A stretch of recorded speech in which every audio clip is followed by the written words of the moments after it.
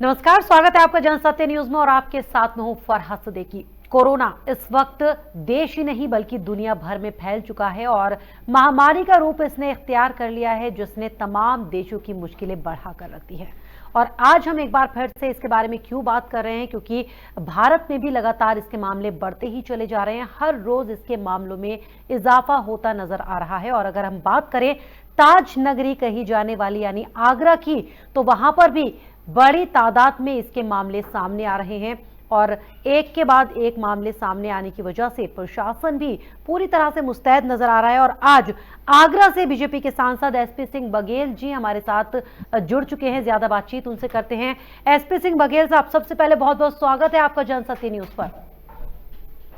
जी नमस्कार। बघेल साहब, आज कोरोना जिस तरह से एक महामारी का रूप इख्तियार कर चुका है और हर रोज काफी तेजी में इसके मामले बढ़ते नजर आ रहे हैं। खासतौर से अगर हम ताज नगरी आगरा की बात करें तो आगरा में बहुत तेजी में इसके मामले बढ़ते नजर आ रहे हैं।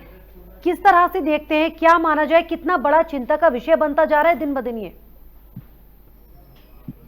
हाँ, निश्चित तौर से आगरा उत्तर प्रदेश में कोरोना पॉजिटिव में नंबर 1 पे ही है। और लेकिन पिछले 7 दिन में कुछ सुधार हुए हैं कि पॉजिटिव की संख्या कम हो रही है और रिकवरी की संख्या बढ़ रही है। हमारे यहाँ रिकवरी इसमें 43% है और एक्टिव केस कम है और घर जाने वालों की संख्या ज्यादा हो गई है। तो इस दौरान प्राचार्य एस एन मेडिकल कॉलेज को प्रशासन ने हटाया है, आगरा के चीफ मेडिकल ऑफिसर को भी हटाया है, एसएम कॉलेज के मेडिकल सुपरिटेंडेंट को भी हटाया है। इस प्रकार से कोशिश की है कि कुछ सुधार किया जाए। सुधार किए जाने की कोशिश की जा रही है और इस जाहिर समय सी बात आगरा है में उसमें असर नजर भी आ रहा है, क्योंकि जिस तरह से आपने बताया कि काफी आगरा रेट का बढ़ मैं रहा बता है दूं और कि टोटल अब काफी तेजी मैडम से लोग ठीक हो रहे हैं, जो कोरोना संक्रमित लोग हैं। लेकिन अगर इसके पीछे की हम वजह देखें तो जिस तरह से आगरा नंबर 1 पर है, कोरोना के इतने मामले वहां सामने आ रहे हैं, क्या इसके पीछे की वजह आपको नजर आती है? क्या एक टूरिस्ट स्पॉट होने की वजह से इतने बड़े पैमाने पर वहां पर इसके मामले? मैं बताता हूँ, इसके इतिहास के बारे में बताऊंगा। कल हमारे यहाँ केवल 9 पॉजिटिव पाए गए हैं और एक्टिव केस इसमें 283 हैं। आज डिस्चार्ज 96 लोगों को किया है एक ही दिन में। टोटल डिस्चार्ज ठीक होने के बाद 485 लोग हैं, 485। टोटल जो है हमारे पास 27 वो है, क्योर रेट 61% है। माफ करना, मैंने 43% कहा था, 61% है। टोटल सैंपल भी हमने बहुत लोगों के लिए हैं, 10,387 लोगों के अभी तक हम लोग सैंपल ले चुके हैं और 7 हॉटस्पॉट को बंद कर दिया है। इस समय टोटल 24 हॉटस्पॉट है और L1 कैपेसिटी हमारे पास 1220 की है और L2 कैपेसिटी 100 की है। जैसा आपने पूछा था अभी कि ये आगरा में अचानक ऐसा क्या हुआ, एक्चुअली पहला केस हमारे यहाँ डिटेक्ट हुआ, इटली के कुछ टूरिस्ट थे, तो प्रशासन ने बड़ी सख्ती बरती, उनको दिल्ली भेजा गया, आइसोलेशन में रखा गया। उसका हम पर कोई इम्पैक्ट नहीं पड़ा हमारे शहर पर। लेकिन दूसरा केस, एक कपूर फैमिली थी जो इटली व्यापार के सिलसिले में गई थी, पूरा घर पॉजिटिव हो गया था। तो मुझे कहते हुए अच्छा लग रहा है कि वो सारे के सारे अब नेगेटिव हैं। थर्ड केस हमारे यहाँ जो रिपोर्ट हुआ था, एक रेलवे ऑफिसर की लड़की बाहर से आई थी, पॉजिटिव होने के बाद उन्होंने अपने आप को कैमोफ्लाइज किया। प्रशासन ने कार्रवाई की, उनके पिता को सस्पेंड भी किया, लेकिन आज वो भी निगेटिव है। अचानक हमारे यहाँ जो परिवर्तन हुआ कि जब निजामुद्दीन के मरकज से तबलीग जमात के लोग डिस्पर्स होकर पूरे हिंदुस्तान में थे, क्योंकि वहां से जहां से भी सब लोग एक ही दिन डिस्पर्स होते हैं, तो सबसे ज्यादा खतरा रहा दिल्ली के मरकजियों को, क्योंकि वो अपने घर पहुंच गए। इसके बाद एनसीआर को ज्यादा खतरा रहा, जहां पर 3 घंटे की सफर में पहुंच सकते थे। ये पहला केस डिटेक्ट हुआ जब तेलंगाना में एक तबलीग जमात के आदमी की डेथ हुई। उसकी जब ट्रेवल हिस्ट्री और देखा गया तो पता चला कि मरकज से आए हैं। वो कई दिन बाद डेथ हुई उनकी। इस दौरान जो आगरा में तबलीग जमात के लोग 40-45 आए थे, वो अपने परिवारों में रहे। परिवार खानदान उनका बड़ा होता ही है, तो अपने खानदान के लोगों को उन्होंने पॉजिटिव किया। फिर इसी दौरान मस्जिदों में सामूहिक नमाज पढ़ी तो सोसाइटी को किया। फिर उन्हीं में से एक कैरियर के रूप में इलाज कराने हमारे पारस हॉस्पिटल में गया, तो पारस हॉस्पिटल का पूरा मेडिकल स्टाफ संक्रमित हुआ। उन्होंने फिर अपनी फैमिली को किया, फैमिली ने सोसाइटी को किया। तो जितना तबलीग जमात को मैं बहुत ज्यादा, ये नहीं कि आंकड़े बराबर हैं, जितने तबलीग जमात के रूप में लोग पॉजिटिव किए हैं उन लोगों ने, उतना ही एक ही पारस हॉस्पिटल ने केवल आगरा को नहीं बल्कि मैं टुंडला जहाँ से कैबिनेट मिनिस्टर था वहाँ 9 पॉजिटिव में, उसमें से 8 उसी अस्पताल के द्वारा हैं। फिर वो मरीज संक्रमित हुए, फिर वो मरीज अपने अपने जिलों में गए, आगरा, एटा, फिरोजाबाद, हाथरस, मथुरा, कासगंज, तो वहां पर भी जाकर के उन्होंने उन जिलों में भी संख्या बढ़ा दी। तो ये हमारा एक टर्निंग पॉइंट था, एक प्राइवेट हॉस्पिटल और तबलीग जमा। फिर क्या हुआ कि शुरू में जो लोग पॉजिटिव थे उन्होंने प्रशासन को सूचना नहीं दी और लगातार वो दूसरे लोगों को संक्रमित करते रहे। उनको ऐसा भय था कि कहीं पुलिस गैंगस्टर गुंडा एक्ट या एनएसए ना कार्रवाई करे। तो मैंने बहुत शुरू में ये अपील की थी कि ये संक्रमण की बीमारी है, किसी को किसी से हो सकती है, इसलिए आप लापरवाही तो आपकी है, लेकिन आप इसमें कोई क्रिमिनल केस आपका नहीं बनता है, इसलिए आप प्रशासन के सामने आए, अपनी सूचना दें, आपका टेस्ट किया जा सके और आपको आइसोलेशन में भेजा सके, जिससे दूसरे लोगों को आप पॉजिटिव न कर सकें। मैं आपकी चैनल के माध्यम से फिर देशवासियों से अपील करना चाहूंगा कि ईश्वर ने महामारी दी है, लेकिन एक बड़ी कृपा की है। वो कृपा ये है कि ये हवा में वायरस नहीं है, इसका संचालक, संवाहक, संवर्धन करने वाला केवल इंसान है। और अगर इंसान इंसान से दूरी रखे तो कोरोना हमारा कुछ भी नहीं बिगाड़ सकता। ये जुमला नहीं है सोशल डिस्टेंसिंग या physical distancing, this is only the remedy. Sanitization, पर्याप्त टेस्टिंग और फिजिकल डिस्टेंसिंग, यही इसी महामारी का समाधान है। बघेल साहब, जाहिर सी बात है सोशल डिस्टेंसिंग का पालन करना ही होगा अगर इस बीमारी से हमें बचना है तो तभी, क्योंकि इलाज इसका अभी तक कुछ ऐसा मिल नहीं पाया है। तो सोशल डिस्टेंसिंग ही इसका सबसे अच्छा इलाज है और बेहतर जरिया है इससे अपने आप को दूर रखने के लिए। लेकिन अगर हम वहाँ की बात करें तो प्रशासन वहाँ पर लगातार मुस्तैद नजर आ रहा है, तमाम कदम उठाए गए हैं। आपसे मैं जानना चाहूंगी कि कौन कौन से खास इंतजाम किए गए हैं वहाँ के लिए, वहाँ की जनता के लिए, क्योंकि काफी तेजी में इस तरह के मामले वहाँ पर बढ़ रहे थे। जी, आगरा की हम बात करें, आगरा में बहुत तेजी से जिस तरह से कोरोना के मामले बढ़ रहे थे, तो प्रशासन की तरफ से आम जनता के लिए क्या क्या खास कदम उठाए गए हैं, क्या खास इंतजाम किए गए हैं? जी, इसके लिए प्रशासन ने जनता के लिए एक तो वेलफेयर स्कीम में, पता ही है कि आज कल का दिन और आज का दिन जो लोग राशन कार्ड धारक हैं उनको प्रति यूनिट 5 किलो मुफ्त में निःशुल्क चावल मिल रहा है और 1 किलो एक राशन कार्ड पे जो है चना मिल रहा है। इसके अलावा जो रेगुलर उनको 3 रुपए किलो चावल और 2 रुपए किलो गेहूं मिलता है, वो जो उसकी डेट है उसमें मिल ही रहा है। इसके अलावा हमारे यहाँ चैरिटेबल सोसाइटी ने उन दिनों 55,000 से 60,000 कुक्ड फूड प्रतिदिन बांटने का काम किया है। हम लोगों ने आइडेंटिफाई करके सख्ती के साथ हॉटस्पॉट बनाए हैं, वहाँ आवागमन दूर किया है। पुलिस बेवजह घूमने वालों का बहुत तेजी के साथ चालान कर रही है। और सब्जी हमारे यहाँ दिक्कत एक और हुई मैडम की, जो आवश्यक वस्तुएं हैं जैसे दूध और सब्जी और दवाई, संयोग से जो सबसे बड़ा थोक विक्रेता है मेडिसिन का वो खुद पॉजिटिव हो गए, इसलिए हमें दवाइयां बंद करनी पड़ी। उसका अल्टरनेट इंतजाम थोड़े दिनों बाद निकला।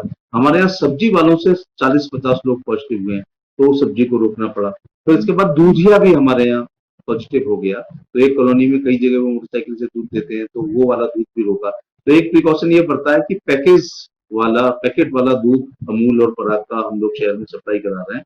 और मैं आपको अभी फोटो भी उपलब्ध करा दूंगा किसी उस पर कि प्रशासन ने मेटाडोर पर सब्जी जो हमारी मंडी समिति से आती है उस मेटाडोर को सैनिटाइज करते हैं, विक्रेता को सैनिटाइज करते हैं, सब्जी को सैनिटाइज करते हैं और उसमें 20 रुपए किलो आलू, 20 रुपए किलो प्याज, 20 रुपए किलो लौकी, 20 रुपए किलो तोरई, 30 रुपए किलो शिमला मिर्ची और संभवतः 20 या 30 रुपए किलो केले, 60 रुपए किलो नींबू, जो आवश्यक चीजें हैं ये हम लोग पूरी तरह सर्टिफाइड सैनिटाइज के द्वारा सचल वाहनों के द्वारा सब्जी का काम किया है। इसलिए अब हम रोक लगाएंगे कि जो सब्जी विक्रेता जिसका टेस्ट नहीं हुआ है अब उनके द्वारा सब्जी को बिकवाने का काम नहीं करेंगे। और मैं तो ये भी अपील करना चाहता हूँ कि अगर टोटल सब्जी 7 दिन, हो सकता है मेरे इस बयान का लोग इससे सहमत ना हो, लेकिन हमारा मुख्य उद्देश्य होना चाहिए कि संक्रमण रुके। तो सब्जी दूध और दवाई से आती है, तो सब्जी के मामले में अगर एक दिन हम उड़द की दाल धुली हुई खाएं, एक दिन छिलके वाली, एक दिन अरहर की दाल, एक दिन मूंग की धुली, एक दिन छिलके वाली, एक दिन मसूर की धुली, एक दिन छिलके वाली, एक दिन राजमा और एक दिन छोले और एक दिन कढ़ी, तो मैंने ये 8 दिन का मेन्यू बता दिया है। इस 8 दिन में सब्जी ना खाएं तो प्रोटीन भी दाल में, और हम किसी हद तक जो सब्जी वाली चेन है सब्जी विक्रेता द्वारा उसको हम रोक सकते हैं।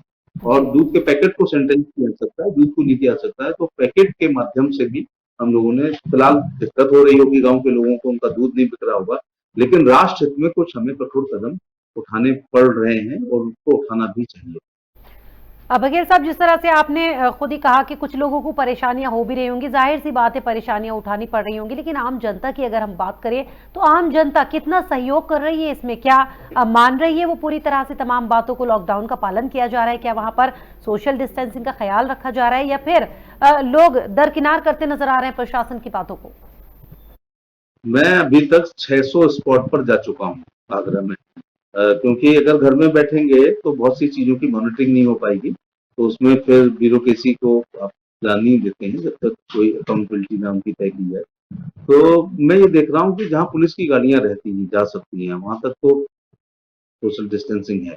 लेकिन जो मलिन बस्तियां हैं, स्लम है, नालों के किनारे लोग रहते हैं, 10 बाई 12 का कमरा है, बड़ा परिवार है, ये थोड़ा असंभव सा लगता है कि 24 घंटे वो बंद रहें। और मैं तो कई बार, ये मेरे निजी विचार हैं कि जब सब कुछ नॉर्मल था तो लोग काम पे जाते थे, रात में आते थे। लेकिन आजकल क्या होता है कि काम पे नहीं जा रहे हैं तो सारे लोग 24 घंटे आइसोलेशन में या डिस्टेंस रखना थोड़ा कठिन होता है। लेकिन मैं उनसे ये कहता हूँ कि लम्हों ने खता की और सदियों ने सजा पाई। ये छोटी सी गलती अभी थोड़े, मैं ये कहता हूँ कि शुरू के 15 दिन अगर लोग पैनिक में ना आते, सोशल मीडिया पर बहुत कमेंट ना करते, दूध चावल चीनी खाने के लिए बहुत ज्यादा पैनिक नहीं उठाते हैं, तो अगर वो शुरू के हम एक अघोषित कर्फ्यू के रूप में लेते, या ये सोच लेते कि किन्हीं कारणों से उनको जेल हो गई है, तो जेल में तो जेल का भोजन करना पड़ता है, फैमिली नहीं होती है, तन्हाई सबसे कठिन होती है। लेकिन ये आपकी घर की जेल थी जिसमें आप अपनी फैमिली के साथ रह सकते हैं, मनोवांछित भोजन कर सकते हैं, रिक्रेशन के लिए टेलीविजन भी है। लेकिन ये सोशल डिस्टेंसिंग रखती होती है। मोदी मॉडल दुनिया का सबसे अच्छा मॉडल था। मैं तारीफ करना चाहूंगा मोदी जी की कि जब विश्व, पूरे हिंदुस्तान में केवल 550 पॉजिटिव थे, मुझे वो तारीख याद है, तब 133 करोड़ की आबादी वाले देश को, कश्मीर से लेकर कन्याकुमारी और कच्छ से लेकर कामरूप को उन्होंने लॉकडाउन किया था। यही prevention is better than cure, ये अच्छा काम किया था। लेकिन लोगों ने अनुशासनहीनता बरती है। सैनिटाइजेशन के लोग रूप में मैं आगरा में कह बघेल सकता हूँ साहब, कि ऐसा लग रहा था ना जैसे 37,000 लोग एकदम से लीटर। पैनिक हो गए राशन के लिए। लंबी लंबी कतारें हमने देखी, एकदम से भीड़ लोगों की निकल आई। उनको ये लगा कि शायद कुछ मिलेगा ही नहीं, लॉकडाउन लगा दिया जाएगा और उसके बाद खाने पीने की भी दिक्कतें आ जाएंगी, तो लोग और ज्यादा अपने घरों से निकले और शायद यही वजह रही कि इतने तेजी में ये केस बढ़ गए। एक मनोवैज्ञानिक, ऐसे केस जब परिस्थितियां आती हैं तो 3 शब्द मैंने इस्तेमाल किए कि भय, भगदड़ और भ्रम की स्थिति पैदा होती है और संग्रह की प्रवृत्ति पैदा होती है। लोगों को लगता है कि संग्रह कर लें। बल्कि देखिए, तीसरे लॉकडाउन में एक परेशानी तो महसूस हो रही है कि जब हर प्रकार का आर्थिक तंत्र टूटा है, सोर्स ऑफ इनकम कहीं से नहीं रही है, केवल सरकारी कर्मचारी हैं जिनको 1 तारीख को तनख्वाह जरूर मिलेगी, शेष सब लोगों को कमाना और खाना पड़ता है। तो मैं देख रहा हूँ कि अपर क्लास मिडिल क्लास हो गया है इस 2 महीने में, और ज्यादा लॉकडाउन रहेगा। Middle class lower middle class हो गया है, और लोअर मिडिल क्लास बीपीएल की श्रेणी में आ गया, और बीपीएल सड़क पे आ गया है। और सड़क वालों की स्थिति में कोई परिवर्तन नहीं है क्योंकि वो एज इट इज बनी हुई है। मुझे सबसे ज्यादा इस समय लग रहा है कि हिंदुस्तान में 133 करोड़ में 80 करोड़ लोगों के पास राशन कार्ड है, और इन 80 करोड़ महिलाओं के खाते में 500 रुपए आए हैं, और केवल 3 रुपए किलो चावल और 2 रुपए किलो गेहूं मिलता है। तो भूखमरी से कोई नहीं मरेगा। मैं पुनः हाथ जोड़ के निवेदन करना चाहूंगा कि पूरे देश में अभी तक, इंक्लूडिंग कालाहांडी जो बहुत बदनाम है भूखमरी के लिए, उड़ीसा का वो गरीब इलाका, लेकिन भूख से एक भी मरने का केस रजिस्टर्ड नहीं हुआ है। लेकिन संक्रमण से मरने के केस हजारों की संख्या में हो चुके हैं। इसलिए 80 करोड़ लोगों के पास राशन कार्ड है। इस समय हमें अपनी जीवन दिनचर्या में परिवर्तन लाना चाहिए।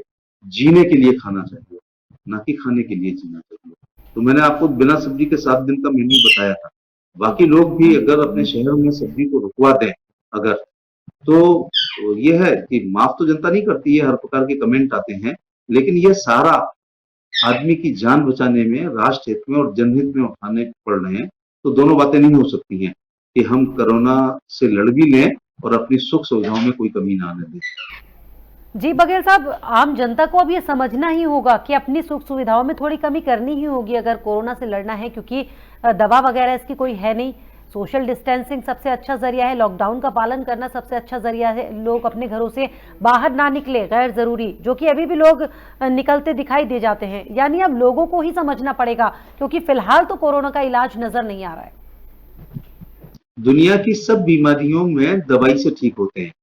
ये अकेली बीमारी है जिसमें वित्तीय भार 1 रुपए का नहीं पड़ता है, और ये बीमारी ही नहीं आ सकती है कि सपोज मेरे दाहिने हाथ पर अगर ये सोफे पर कोरोना है और मैं उसके पास ना बैठूं, या नॉन लिविंग को हम सैनिटाइज कर लें, नॉन लिविंग में उनकी उम्र घंटे 2 घंटे या 1 दिन 2 दिन होते हैं।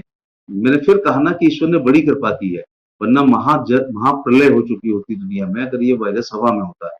क्योंकि और अभी ये जानवरों में नहीं है, दूसरी चीजों चीजों में नहीं है, एनिमल्स में। तो इंसान जब इसका संवाहक और है और संवर्धन करता है तो वो थोड़ी दूरी बना करके रखे। आप कोरोना को चढ़ा सकते हैं कि तुम वहां बैठे रहो। मैं कोरोना की तुलना बिजली के नंगे तार से करता हूँ कि अगर आप उसके पास नहीं जाएंगे तो करंट नहीं लगेगा, इसी प्रकार से अगर आप नहीं जाएंगे तो वो चल करके आपके पास नहीं आएगा। और अगर मूवमेंट से देखिए प्रिवेंशन, हमारे पत्रकार भाई आज जो आप हॉटस्पॉट देखते हैं आगरा के 44, ये हमारे पत्रकार जीरो ग्राउंड पे जाके आपको फोटो देते हैं, तब आप देख पाते हैं क्वारंटाइन की अच्छी दशा या दुर्दशा जो भी देखी जाती है, वो भी आप मौके पे जाते हैं। इसके अलावा आप कर्फ्यू की रिपोर्टिंग करते हैं, आप ऑफिसर्स की रिपोर्टिंग करते हैं, हम लोग सैनिटाइजेशन करने जाते हैं, वो आप देखते हैं, आप राशन किट बांटते हुए देख करते हैं। तो राशन देने आदमी, नेता एक जगह जाता है, पत्रकार पूरे शहर में जाता है। लेकिन चूंकि वो प्रिवेंशन रखते हैं, इसलिए आगरा में संयोग से हजारों की संख्या में मीडिया पर्सन है, लेकिन केवल एक कैजुअलिटी हुई है। तो मूवमेंट से अगर हो रहा होता तो पुलिस और पत्रकार खासतौर से संक्रमित हो चुके होते। तो अगर हम सोशल थ्योरी, मैं इसको अब सोशल डिस्टेंस कम कह रहा हूँ, फिजिकल डिस्टेंस कह रहा हूँ। और मुझे एक बात समझ में नहीं आ रही, इसको हेम्बरिंग कहते हैं कि मार मार के जब लगातार हीरोइने निरमा बेचती है ना, या लक्स साबुन का विज्ञापन करती हैं बार बार, तो आप ये देखो कि उसको हेम्बरिंग कहते हैं। और आदमी अपनी इनकम से कम इनकम वाला भी उस साबुन को खरीदता है। जितने भी हमारे एंकर हैं अपने शो में 2-3 बार इस बात को जरूर कहते हैं कि कृपया दूरी बना करके रखें। मुझे लगता है कि ये शब्द सृष्टि के बाद सबसे ज्यादा इस्तेमाल किया जा रहा है। इसके बाद भी लोगों को समझ में नहीं आ रहा है, तो फिर ईश्वर ही मालिक। बघेल साहब, वही तो बार बार अपील कर रहे हैं, हम खुद अपने चैनल के जरिए से लोगों से बार बार अपील कर रहे हैं, लॉकडाउन का पालन करें, सोशल डिस्टेंसिंग का पालन करें।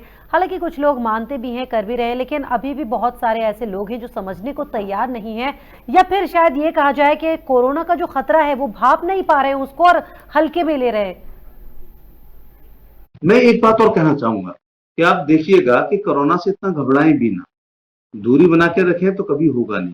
किन्हीं कारणों से हो गया है तो शरीर में जिसके प्रतिरोधक क्षमता है, रोग लड़ने की क्षमता है, वो है।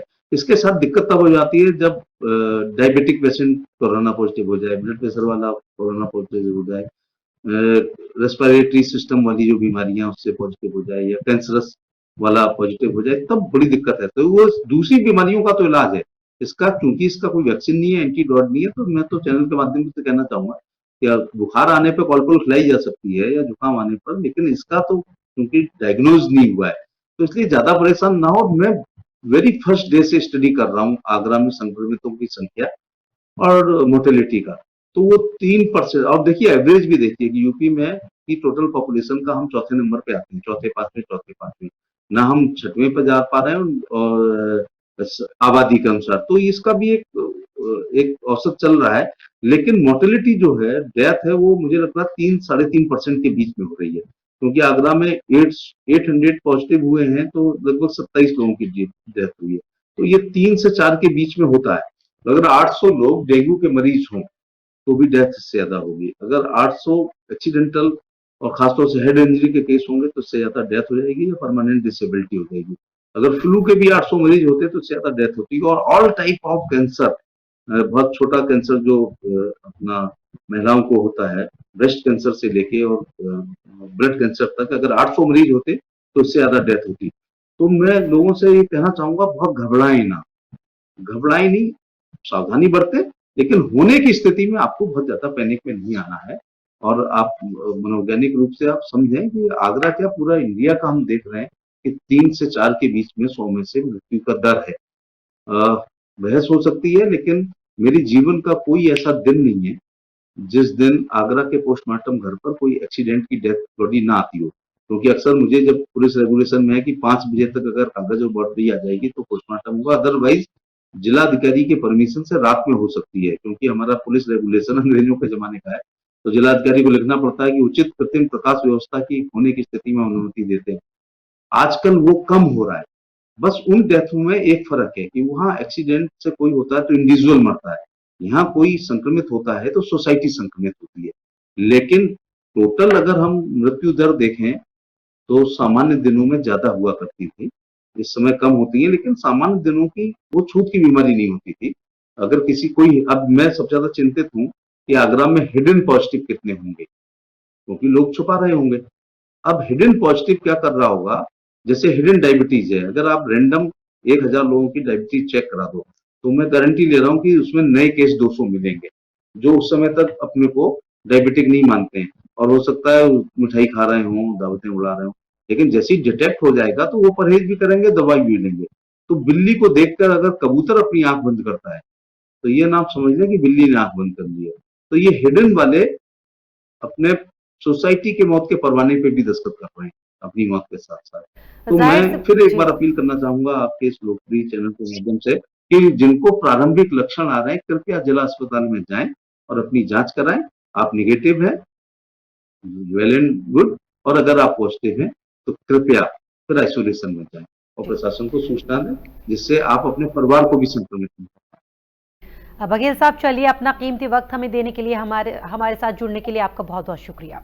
तो जाहिर सी बात है, अभी भी बहुत सारे ऐसे लोग हैं जो इस बात को छुपा रहे हैं, लेकिन उन्हें छुपाना नहीं चाहिए, बल्कि जिला अस्पताल जाकर अपना ट्रीटमेंट वहां पर कराए, पहले जांच कराए, और अगर पॉजिटिव आते हैं तो उसके बाद आपको आइसोलेशन में रखा जाएगा। उसमें कोई बहुत बड़ी बात नहीं है। यानी एक बार फिर से हम आपको बता देते हैं कि कोरोना से सावधानी ही बचाव है, क्योंकि अगर आप सावधानी नहीं बरतेंगे तो आप बच नहीं पाएंगे। इसलिए एक बार फिर से जनसत्य न्यूज़ की तरफ से आपसे अपील हमारी, लॉकडाउन का पालन करें और सोशल डिस्टेंसिंग का पालन करें और कोरोना से बचे रहें।